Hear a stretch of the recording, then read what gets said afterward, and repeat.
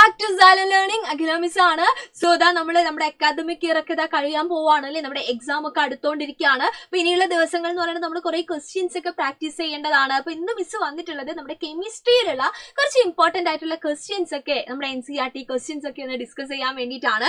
നമ്മൾ ക്വസ്റ്റ്യനിലേക്ക് നമുക്ക് പോവാം. ക്വസ്റ്റ്യൻ ഇതാണ്: an antacid tablet is taken when you suffer from acidity. അല്ലെ, നമ്മളോട് എന്താണ് ചോദിച്ചിരിക്കുന്നത്? എക്സ്പ്ലെയിൻ വൈ ആണ് അല്ലെ, ആൻസർ പറയാൻ വേണ്ടിയിട്ടാണ് അല്ലെങ്കിൽ റീസൺ പറയാൻ വേണ്ടിയിട്ടാണ്. അപ്പൊ നമുക്ക് അസിഡിറ്റി ഉണ്ടെങ്കിൽ നമ്മൾ എന്ത് ചെയ്യുന്നു?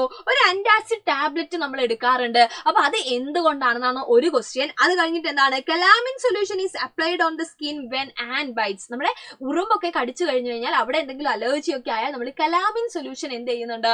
യൂസ് ചെയ്യുന്നുണ്ട്. ആൻഡ് വൈ എന്നാണ് ചോദിച്ചത്.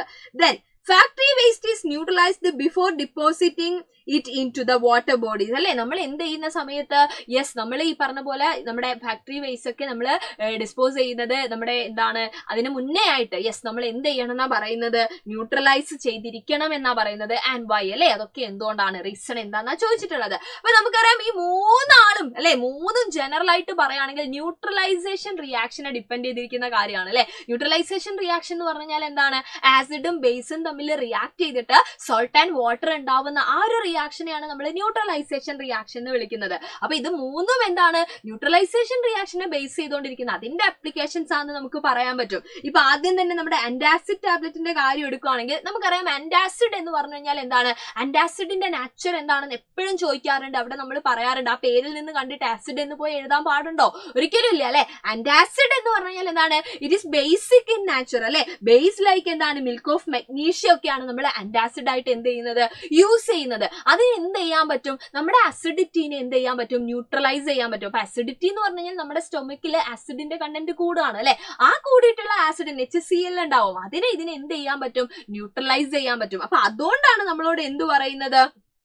നമുക്ക് അസിഡിറ്റി ഉണ്ടെങ്കിൽ എന്ത് യൂസ് ചെയ്യുന്നത്? ഇപ്പൊ ഡോക്ടർ ആണെങ്കിലും എന്ത് എഴുതുന്നത്? എന്ത് ടാബ്ലറ്റ് എഴുതുന്നത്? ആന്റാസിഡ് എഴുതുന്നത്. അപ്പൊ ആന്റാസിഡ് എന്ന് പറഞ്ഞാൽ ബേസിക് ആണ്, അത് ന്യൂട്രലൈസ് ചെയ്യുന്നോണ്ടാണെന്നുള്ള കാര്യം നമ്മൾ എന്ത് ചെയ്യുക? ഓർത്ത് വെച്ചേക്കുക. ഓക്കെ, അപ്പൊ ഇൻഡൈജഷൻ ഒക്കെ ഉണ്ടാവുന്ന സമയത്ത് അല്ലെങ്കിൽ ഈ പറഞ്ഞ പോലെ നമ്മുടെ എന്താണ് സ്റ്റൊമക്കിൽ നമ്മുടെ HClന്റെ എന്താണ് ക്വാണ്ടിറ്റി കൂടുന്ന സമയത്ത് അല്ലെ, പ്രൊഡ്യൂസ് ചെയ്യുന്ന സമയത്തൊക്കെ അതിനെ എന്ത് ചെയ്യാൻ വേണ്ടി? ന്യൂട്രലൈസ് ചെയ്യാൻ വേണ്ടിയിട്ടാണ് നമ്മൾ എന്ത് ചെയ്യുന്നത്? ആന്റാസിഡ് നമ്മൾ യൂസ് ചെയ്യുന്നത്. ആൻഡ് നെക്സ്റ്റ് ആൻബൈറ്റ്സ് അല്ലെ.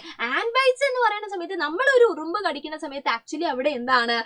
ഫോമിക് ആസിഡ് ശരിക്കും എന്ത് ചെയ്യാണ്? നമ്മുടെ സ്കിന്നിലേക്ക് ഇഞ്ചക്ട് ചെയ്യാണ് ചെയ്യുന്നത്. ഒരു ഉറുമ്പ് കടിക്കുന്ന സമയത്ത് ഫോമിക് ആസിഡ് അല്ലെ. അപ്പൊ ആസിഡ് എന്ന് പറയുന്നത് നമുക്ക് ചെറിയ ഇറിറ്റേഷനും ഇച്ചിങ്ങും കാര്യങ്ങളൊക്കെ ഉണ്ടാക്കുന്നുണ്ട്. അത് ന്യൂട്രലൈസ് ചെയ്യാൻ വേണ്ടിയിട്ടാണ് ഇവിടെ എന്ത് പറഞ്ഞിരിക്കുന്നത്? നമ്മുടെ സിങ്ക് കാർബണേറ്റ് ആണ് നമ്മുടെ കലാമിൻ സൊല്യൂഷനിലുള്ളത്. അത് എന്താണ്? ബേസിക് നാച്ചർ ആണ്. അപ്പൊ രണ്ടും കൂടെ എന്തായിക്കോളും? ന്യൂട്രലൈസ് ആയിക്കോളും. അങ്ങനെ നമ്മുടെ അലർജി കാര്യങ്ങളൊക്കെ എന്ത് ചെയ്തോളൂ, അല്ലെങ്കിൽ ഇച്ചിങ് ഒക്കെ എന്ത് ചെയ്യാൻ തുടങ്ങും? റെഡ്യൂസ് ആവാൻ തുടങ്ങും. അപ്പൊ അവിടെയും എന്താണ്? ഈ ന്യൂട്രലൈസേഷൻ തന്നെയാണ് നമ്മൾ എന്ത് ചെയ്യുന്നത്? ഫോക്കസ് ചെയ്യുന്നത്. ഇനി ലാസ്റ്റ് നമ്മുടെ ഫാക്ടറി വേസ്റ്റ് അല്ലെ. ഫാക്ടറി വേസ്റ്റുകൾ എന്നൊക്കെ പറയുന്നത് മോസ്റ്റ് എന്തായിരിക്കും? അസിഡിക് ആയിരിക്കും. അപ്പൊ ഈ പറഞ്ഞിട്ടുള്ള അസിഡിക് വേസ്റ്റ് നമ്മുടെ എർത്തിലേക്ക് എത്തുകയാണെങ്കിൽ, വാട്ടർ റിസോഴ്സിലേക്ക് എത്തുകയാണെങ്കിലൊക്കെ അത് അവിടെയുള്ള വാട്ടർ ബോഡീസിന് അല്ലെങ്കിൽ വാട്ടർ ആയിട്ടുള്ള നമ്മുടെ അക്വാട്ടിക് ലൈഫിനായിക്കോട്ടെ, നമ്മുടെ അക്വാട്ടിക് പ്ലാന്റ്സ് ആയിക്കോട്ടെ, അക്വാട്ടിക് ആനിമൽസ് ആയിക്കോട്ടെ, അക്വാട്ടിക് ഇൻസെക്ട്സ് ആയിക്കോട്ടെ, എല്ലാവരുടെ ലൈഫിനെയും എന്ത് ചെയ്യുന്നുണ്ട്? ബാധിക്കുന്നുണ്ട് അല്ലെ, അല്ലെങ്കിൽ സ്പോയിൽ ചെയ്യുന്നുണ്ട്, അല്ലെങ്കിൽ അവർക്കൊക്കെ എന്താണ്? ഹാംഫുൾ ആയിരിക്കും. അപ്പൊ അവിടെയും നമ്മൾ എന്ത് ചെയ്യാണ്? നമ്മളത് വാട്ടർ ബോഡിയിലൊക്കെ ഡിസ്പോസ് ചെയ്യുന്നതിന്റെ മുന്നേ ആയിട്ട് നമ്മൾ എന്ത് ചെയ്തേക്കണം? ഫാക്ടറി വേസ്റ്റിനൊക്കെ നമ്മൾ എന്ത് ചെയ്യണം? ന്യൂട്രലൈസ് ചെയ്തിരിക്കണം. ഇല്ലെങ്കിൽ ഈ പറയുന്ന രീതിയിൽ നമ്മുടെ നാച്ചുറിനായിക്കോട്ടെ, നമ്മുടെ അവിടെയുള്ള ഏത് ലൈഫിനായിക്കോട്ടെ, എല്ലാവർക്കും അതെന്താണ്? കുറച്ച് ഡേഞ്ചർ ആയിട്ടുള്ള കാര്യമാണ്.